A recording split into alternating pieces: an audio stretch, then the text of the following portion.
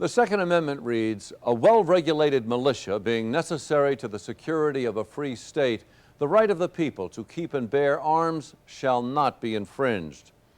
While it may not be clear to us what these words mean today, those who oppose gun control argue it was clear that the founders thought people had the right to have guns. Gun control advocates dispute that and argue any right to bear arms refers only to the militia, a latter-day National Guard. Whoever is correct, the Second Amendment has not deterred cities and states from adopting broad restrictions on the possession of guns. A well-regulated militia being necessary to the security of a free state. That preamble defines the circumstances under which the people have that right, and it means that the people have the right to keep and bear arms in connection with service in a well-regulated militia of the states, and that the purpose of that arms bearing is not to serve one's own individual private interest in hunting or self-defense or whatever it may be, but to serve the interest of the security of a free state. The Second Amendment is one of the most clear parts of the entire Constitution. Occasionally I hear an argument that it's very obscure and we really don't know what the framers meant when they said that the people have a right to keep and bear arms and that right shall not be infringed. I mean, I don't know what part of the term infringe that they don't understand, or the word people or the word keep or bear or arms. I mean, the framers were talking about people. They used the word people when they discussed the people have a right to assemble.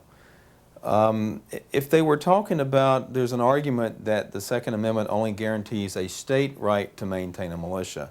Well, states don't have rights, they have powers. The federal government has powers, Congress has enumerated powers, the president has the executive power. James Madison wrote the Constitution, and the guy was really brilliant, especially in terms of the consistency of his word choice. Governmental bodies have powers, individuals have rights. The first battle of the American Revolution was fought over gun control. On April 19, 1775, a British column was sent from Boston to seize a cache of guns in Concord. The Minutemen found out and fought the British at Lexington to keep them from seizing their guns. The militia were unorganized colonists who had reached the breaking point of British oppression. At the time of the writing of the Constitution, the militia was really a formal system of nearly universal military service in which most of the white male population between the ages of 18 and 45 was required to serve in this organized military force. For the framers who weren't familiar with our modern habits of assuming that everything should be regulated, for them to say that the militia was well regulated meant, among other things, that it was not overly regulated or not inappropriately regulated. And the Second Amendment was specifically designed to prevent one form of inappropriate regulation of the militia, namely a regulation that disarmed the citizenry at large.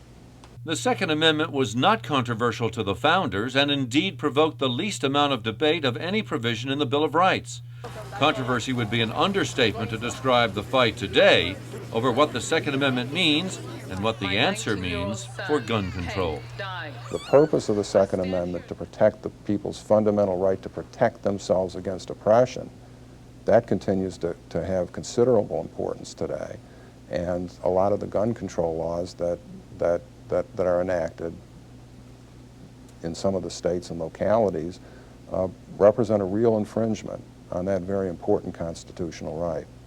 The Second Amendment is not a barrier to gun control laws of varying degrees of effect.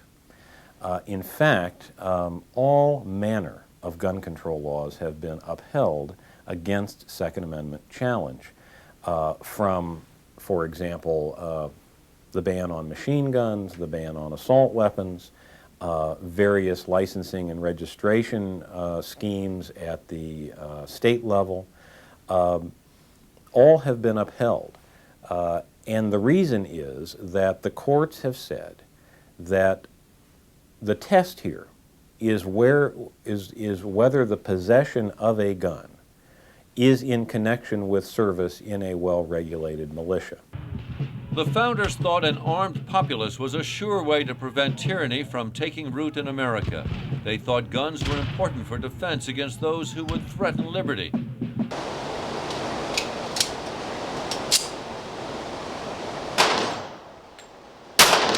Now, with over 200 years of democracy behind us, do we still need guns? Well, many, many Americans obviously feel that they need firearms for various purposes, for hunting, for recreational shooting, for self-defense, for example. And the question of whether those folks should be allowed to have those guns is a matter for our elected representatives. It's a matter for state legislatures. It's a matter for the U.S. Congress. When you look at Nazi Germany and the Holocaust and the fact that the victims of the Holocaust had no way to defend themselves, they had no firearms, no arms. So this is, we can't assume that we live in a perfect society and that we always will. You have to maintain institutions that gave you that society and that help protect your liberty. And I think the right to keep and bear arms, like the other provisions of the Bill of Rights, all contribute to maintaining a free society. In some countries, guns are forbidden from private ownership and people live in peace. In others, government oppresses unarmed people.